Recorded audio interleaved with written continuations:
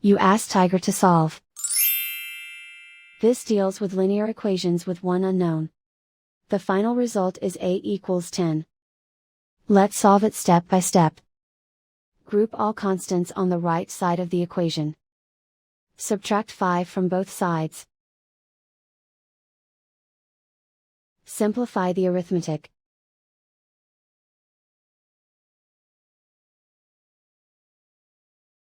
Isolate the a.